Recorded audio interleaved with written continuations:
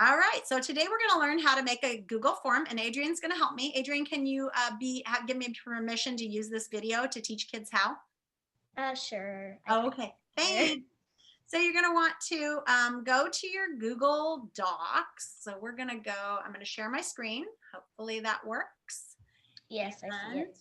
I'm going to escape full screen, hopefully. Let's see here. So should I get Google Docs open? You can if you want to, or you can just watch. I'll just I want to exit this. There we go. So I usually go to Google Docs just by getting a new tab open and clicking on this and opening my Google Drive. I don't know how you usually go to it, probably by using your BSD student apps and going to your Google Drive. And then we want a new, and this time, since we're making a Google form, when you click new, you're going to want to click forms. So it takes mine a minute to open up. Should open up in a second. Waiting, waiting, waiting. Processing. It just says folder, file upload, and folder upload. I know, in a minute it'll open. It says processing request. Another way to get there is to go over here to these guys. We call this a waffle. It's got the 3x3 array. And if you click on that, that'll usually give you the option to go to forms. Where did it go? Of course, when we have our Zoom open, everything doesn't work very well. Yes, it's so slow. I know, it's so slow. Okay. Very annoying. So it's having a hard time doing this. Oh, there it is. Shoot. Okay. So actually it's called Google Sheets. Okay. It's Google Sheets, and it's this green one. So you're going to want to get a new Google Sheet open. And you can do it either by just opening up Google Sheets or going to the waffle and then opening up Google Sheets. And hopefully it will open someday if we're lucky. Oh, there it comes. Great. All right. So we want start a new spreadsheet blank. And it's this green one. It says Sheets. And we're going to click it. Now today we're going to make a Google form or a sheet to help people send us information on OBOB. So at the top, it says untitled spreadsheet. We're going to want to give it a title so we can find it again.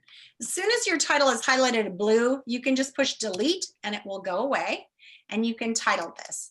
So we want this the Flex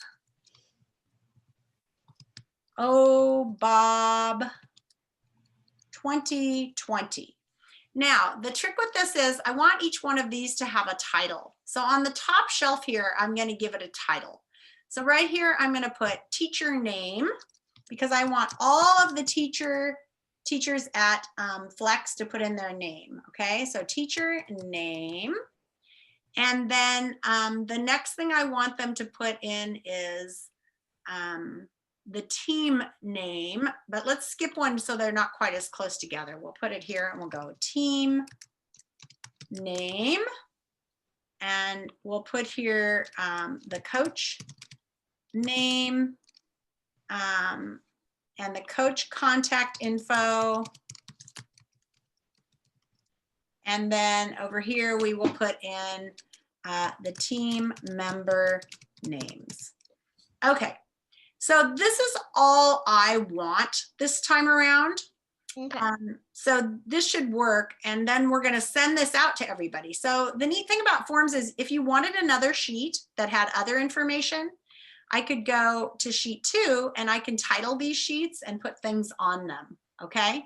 So if I now want to get back to my first sheet, I just click on the bottom. It says sheet 1, okay. Sheet 2. And then to title this sheet, I can just click here and it'll say rename and I can title it. Okay. Now to share this, I'm going to go over to the big share lock button and click it. And this is very important because this is where I make most of my mistakes. It says share with people in groups. And then down here it says get link. The easiest way to share it is to get a link. You can see right now it's restricted and only people added can open this link. So we're going to want to change that by clicking on the change link button. And then it gives me some choices. I can change it to just the Beaverton School District, or because I have parents involved, I really want anyone with the link. So I'm going to click that. Now, right now, anyone with the link can view it, but they can't write on it until I change viewer to edit.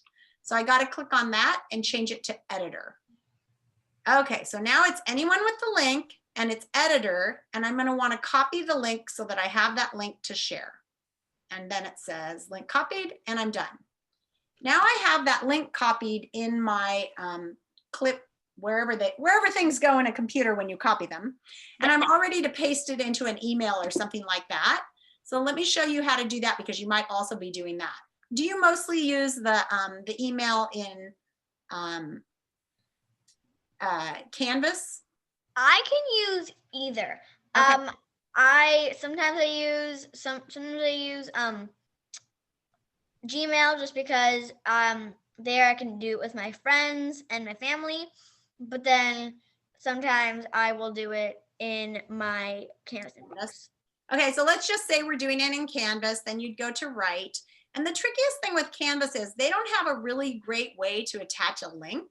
Like, notice here that it has this to attach a file or to record a video, but it doesn't really have a link place. So here is the address to go to the Google, what was it called? Sheet. And enter your Bob information.